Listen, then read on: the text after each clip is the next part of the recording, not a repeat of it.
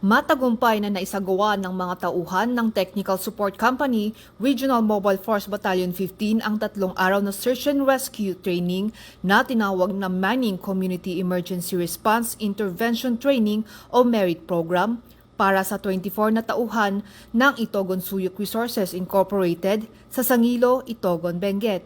Tinalakay sa pagsasanay ang mahahalagang paksa kaugnay ng emergency response at rescue operations, kabilang ang Incident Command System, Basic First Aid, Victim Packaging, Basic Ropemanship, Low-Angle Rescue and Victim Traversing, at Basic Orientation on Collapsed Structure, Search and Rescue. Layunin ng mga turong ito na mapalawak ang kaalaman, kasanayan at kahandahan ng mga kalahok sa epektibong pagtugon sa mga trahedya o kaya ay sakuna sa komunidad.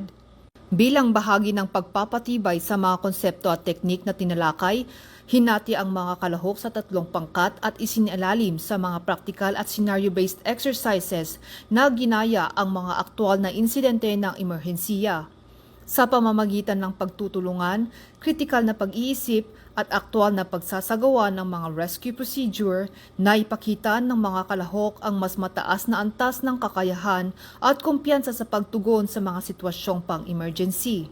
Nagtapos ang pagsasanay sa isang komprehensibong kritik at evaluation session kung saan nagbigay ang mga tagapagsanay ng mahahalagang obserbasyon, rekomendasyon at mungkahi para sa higit pang pagpapabuti. Nakatulong ang gawaing ito upang masuri ng mga kalahok ang kanilang naging pagganap, matukoy ang mga aspetong nangangailangan ng pagpapahusay at lalo pang mapalakas ang kanilang kakayahan sa emergency preparedness at response. Isinagawa rin ang isang closing program bilang formal na pagtatapos ng aktibidad.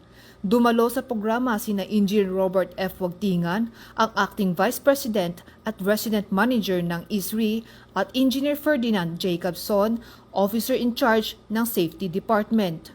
Ang kanilang pagdalo ay nagbigay diin sa kahalagahan ng pagsasanay at nagsilbing pagkilala sa matagumpay na pagkumpleto ng MERIT program. Higit pa rito, lalo nitong pinagtibay ang ugnayan ng organisasyon at mga stakeholders sa emergency response sa pagsusulong ng kaligtasan, kahandahan at katatagan ng komunidad.